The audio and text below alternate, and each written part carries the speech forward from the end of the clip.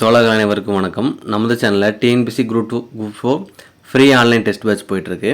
அதில் யாராவது சேர விருப்பப்பட்டீங்க அப்படின்னா ஸ்க்ரீனில் தெரியுற நம்பரை வந்து தொடர்பு கொள்ளுங்கள்.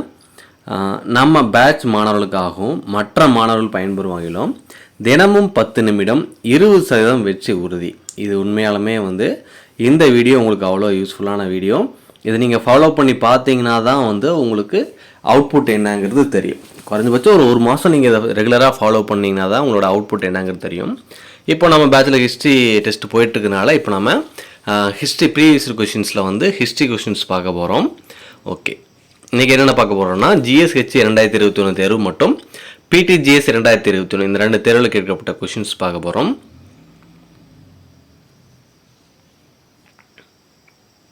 முதலாவதாக GSH 2021 தேர்வில் கேட்கப்பட்ட ஹிஸ்ட்ரி கொஸ்டின்ஸ்.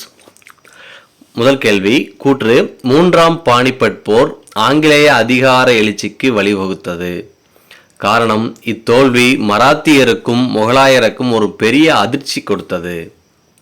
இதோட ஆன்சர் பார்த்தீங்க அப்படின்னா கூற்று சரி, காரணம் கூற்றின் சரியான விளக்கம் ஆகும். நீங்கள் இந்த மாதிரி கொஷின்ஸ் பார்க்க தான் வந்து உங்களுக்கு கண்டிப்பாக நீங்கள் படிக்கிற ஆங்கிள் டிஎன்பிசி எப்படி கொஷின்ஸ் கேட்குறாங்களோ அந்த மாதிரி வரும். சரிங்களா? அதுக்காக தான் அது டெய்லியும் 10 நிமிஷம் மட்டும் நீங்கள் பார்த்தீங்கன்னா வீடியோ பார்த்தீங்கன்னா போதும், கண்டிப்பாக உங்களுக்கு நல்ல அவுட்புட் இருக்குது. சரிங்களா? இரண்டாவது கேள்வி, சிந்து நாகரிகத்தின் அமைவிடத்தையும் குடியிருப்புகளையும் பொறுத்துக. மேற்கு, வடக்கு, தெற்கு, கிழக்கு. Answer option A 4 3 2 1. மேற்கு பார்த்தீங்கன்னா வந்து சட்கா ஜெண்டர், வடக்கு ஷார்டுகை, தெற்கு தைமாபாத், கிழக்கு ஆலம்கீர் போர். மூன்றாவது கேள்வி, டேஸ் என்ற நூலை கங்காதேவி எழுதினார். பாருங்க, இந்த கங்காதேவி சம்மந்தப்பட்ட விஷயங்கள்ல ரிப்பீட் ஆகிட்டே இருக்கு. இந்த மதுரை குமாரகம்மனா இருக்காருங்களா, அவருடைய மனைவி கங்காதேவி, இவர் எழுதின நூல் இல்லை குமாரகம்மனாவை பற்றியது. இந்த ஏரியாவில் வந்து கொஷின்ஸ் வந்துக்கிட்டே இருக்குது. இதை நீங்கள் கவனிங்க. சரிங்களா? ஏதாவது ஒரு ஆங்கிளில் வந்து மாற்றி மாற்றி கேட்குறாங்க. டேஸ் என்ற நூலை கங்காதேவி எழுதினார். ஆப்ஷன் டி மதுரா விஜயம் என்ற நூலை தான் வந்து கங்காதேவி எழுதினார்.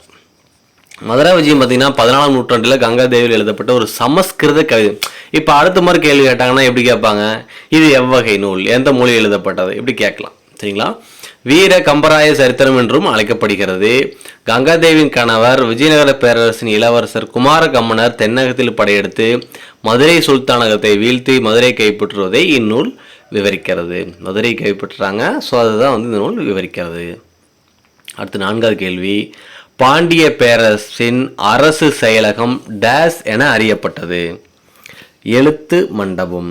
நீங்கள் எந்த ஒரு மன்னர்கள் படிச்சிங்கனாலும் அவருடைய ஆட்சி அமைப்பு முறைகள், அதில் இருக்கிற முக்கியமான வார்த்தைகள்லாம் வந்து நீங்கள் மீனிங் தெரிஞ்சுக்க. இப்போ ரீசெண்டாக ஒரு 5-6 கொஷின் இருந்தால் அதில் ஒரு கொஷின் அல்லது 2 கொஷின் வந்து அந்த வேர்டோட மீனிங் என்ன அப்படிங்கிற மாதிரி கேட்டுறாங்க. அப்போ நீங்கள் என்ன பண்ணணும் அப்படின்னா அந்த மாதிரி வர கொஷின்ஸ் எல்லாமே நீங்கள் படிச்சுக்கிட்டே இருக்கணும். அடுத்தது அதில் அந்த கொஷினில் 4 தான் கேட்டிருக்காங்க. அந்த எக்ஸாமில் 4 கொஷின்ஸ் தான் கேட்டிருக்காங்க. அடுத்தது PTGS 2021 தேர்வில் கேட்கப்பட்ட ஹிஸ்ட்ரி கொஷின்ஸ் பார்க்கலாம். முதலாவது கேள்வி, பெண் சிசு கொலை வழக்கம் டேஸ் மத்தியில் அதிகமாக இருந்தது. இந்த கொஷின் இப்போ ரிப்பீட். இதுவரை நம்ம 6வது கொஷின் பார்த்துட்டு இருக்கிறோம். 6 கொஷின் இந்த கொஷினே 2வது டைம் வந்துருச்சு. அப்போ எதுக்கெல்லாம் அதிக முக்கியத்துவம் கொடுக்குறாங்கன்னு பார்த்தோம். இதுக்கு மேலே எப்படி கேட்டிருந்தாங்கன்னா இந்த கொஷின் எந்த பகுதியில் பெண் சிசு கொலை அதிகமாக இருந்ததுன்னு கேட்டாங்க. அது ராஜஸ்தான் பகுதிகள்னு அதுக்கு மேலே பார்த்தோம். இப்போ யார் அப்படின்னு கேட்குறாங்க, ராஜபுத்திரர்கள். அந்த கொஷின் ராஜபுத்திரர்களுக்காக கேட்கல, பெண் சிசு கொலையை பற்றி நீங்கள் தெரிஞ்சதுக்காக தான் கேட்குறாங்க. இதுதான் அதில் முக்கியமான கொஷின் பாயிண்ட்டு.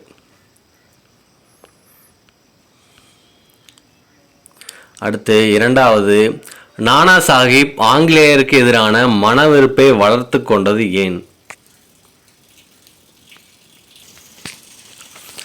ஆன்சர் பார்த்தீங்க அப்படின்னா ஆப்ஷன் சி ஓய்வூதியம் மறுக்கப்பட்டது. நானா சாஹிப்போட ஓய்வூதியம் மறுக்கப்பட்டதுனால தான் வந்து அவர் ஆங்கிலேயருக்கு எதிரான மனவெறுப்பை வளர்த்து கொண்டார். இப்போ பார்த்தீங்கன்னா அப்படின்னா நானா சாஹிப் வந்து 1857 வரை இருந்திருக்கிறாரு. இந்த கொஷின் எப்படி எதுக்காக கேட்டிருக்கலாம் அப்படின்னா அவர்களுடைய ஆட்சி, அதாவது மன்னர் ஆட்சி காலத்தில் முடிஞ்சு அடுத்தது 1858 வந்து பிரகடனம் வெளியிட்டு அவங்க முழுமையாக வந்து ஆங்கிலேயர் ஆட்சியை வர ஆரம்பிச்சிருவாங்க. ஸோ அந்த ஒரு மாற்றத்தை அந்த இடத்துல வர்றதுனால தான் வந்து இந்த கொஷினை வந்து இது ஒரு முக்கியமான நிகழ்வுங்காட்டி கேட்குறாங்க. அடுத்தது, ஐனி அக்பரி என்ற நூலை எழுதியவர் யார்? Answer option C, Abul Fazal தான் வந்து ஐனி அக்பரி என்ற நூலை எழுதினார். அக்பர் ரொம்ப முக்கியமான நபர். அவர் சம்மந்தப்பட்ட கேள்விகள் நீங்கள் எதாக இருந்தாலும் நீங்கள் படிச்சுக்கணும். 4, குப்தர் காலத்தில் கிழக்கு கடற்கரையில் உள்ள முக்கிய துறைமுகம் எது? கிழக்கு கடற்கரையில் உள்ள முக்கிய துறைமுகம் தாமிரலிப்தி. இப்போ குப்தர்கள் யூனிட்லேயே கொடுத்துருப்பாங்க கிழக்கு கடற்கரை துறைமுகங்கள், மேற்கு கடற்கரை துறைமுகங்கள், அந்த மாதிரி கொடுத்துருப்பாங்க. நீங்கள் அந்த மாதிரி ஏரியா படிக்கிறப்ப என்ன பண்ணணும் அப்படின்னா வந்து ஏதாவது ஒன்று ஸ்ட்ராங்காக படிச்சுங்க. ஒன்றா கிழக்கு நல்லா தெரிஞ்சு வச்சுங்க, இல்லை மேற்கு நல்லா தெரிஞ்சு வச்சுங்க. சரிங்களா? பாருங்கள், கிழக்கில் என்னெல்லாம் இருக்குன்னா கான்ட்லா, தாமிரலிப்தி, அரிக்கமேடு, இதெல்லாம் வந்து கிழக்கு கடற்கரை துறைமுகங்கள். மேற்கு பார்த்திங்கன்னா ஃபரூச், கல்யாண், சோப்பாரா, காம்பே. அடுத்தது 5வது கேள்வி, மொஹஞ்சதாரோவில் கண்டெடுக்கப்பட்ட முத்திரைகள் எதனால் செய்யப்படவில்லை? சரிங்களா? ஆன்சர் ஆப்ஷன் பி, சங்கால் செய்யப்படலையா, தந்தத்தில் செஞ்சுருக்காங்களாம். சித்திரை வேலைப்பாடு செய்யப்பட்ட மட்கலங்கள் இருந்திருக்கு, சவர்க்காரம் எல்லாமே இருந்திருக்கு. ஆனால் சங்குனால் செய்யப்பட்ட முத்திரைகள் இல்லைங்கிறாங்க. கிட்டத்தட்ட ஒரு 2000 முத்திரைகள் வந்து அகலாயும் போது எடுக்கப்பட்டது. எல்லாமே சதுர வடிவம், நீள் வடிவத்தில் எல்லாமே இருந்துச்சு. சரிங்களா?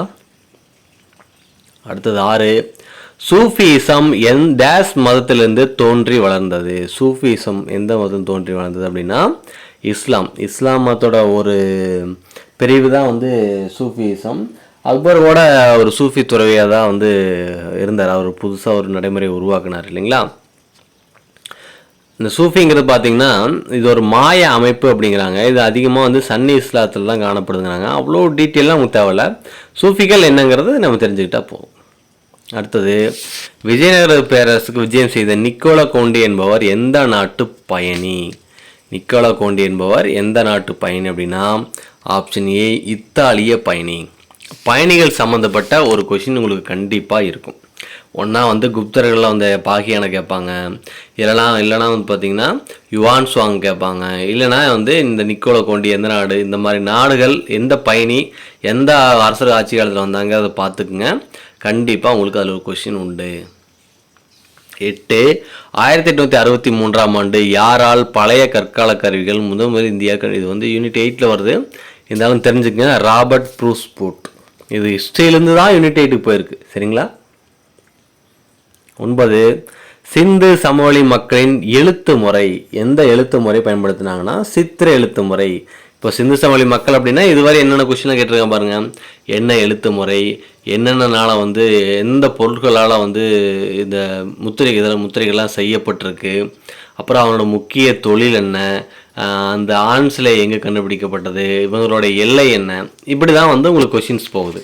அப்போ நீங்கள் இதெல்லாம் பார்க்குறப்ப என்ன பண்ணலாம், நீங்கள் அந்த ஏரியாவை படிக்கிறப்போ உங்களுக்கு டக்குன்னு ஞாபகம் வரும், ஓ இது இப்படி வருது, இது மாதிரி வருது அப்படின்னு. 10வது கேள்வி, பின்வரும் காரணங்களுக்காக பிற்கால சோழர்களால் விரிவான நில அளவை முறை மேற்கொள்ளப்பட்டது. இதில் நீங்கள் ஒன்று தெரிஞ்சுக்கணும், விரிவான நில அளவை முறையை மேற்கொண்டவர்கள் யார்? பிற்கால சோழர்கள். என்னென்ன கொடுத்துருக்காங்க? ஆமாம், டேரெக்டாக ஆன்சர் பார்த்துருவோம். 1, 2, 3, 4 எல்லா காரணத்துக்காக தான். முதல் காரணம் பார்த்திங்கன்னா விவசாய நிலங்களை அளப்பதற்காக பல்வேறு படிநிலைகள் நிலத்தை வகைப்படுத்த. ஃபஸ்ட்டு நிலத்தை வகைப்படுத்த. 2வது நில மோசடிகளை தவிர்க்க.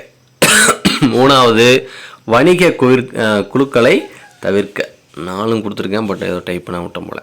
ஓகே, இதெல்லாம் தான் வந்து பிற்கால சோழர்கள் நில அளவை முறையை மேற்கொண்டு. இப்போ பாருங்கள், இந்த நில அளவை சம்மந்தப்பட்டதில் நில அளவை முறை கேட்குறாங்க. இல்லைனா வந்து இதுக்கு முன்னால் கூட ஒரு களம் அப்படின்னா 28 கிலோ அந்த கேள்வி.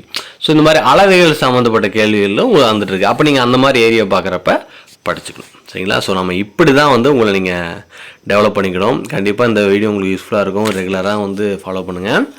மீண்டும் அடுத்த போய் சந்திப்போம். நன்றி, வணக்கம்.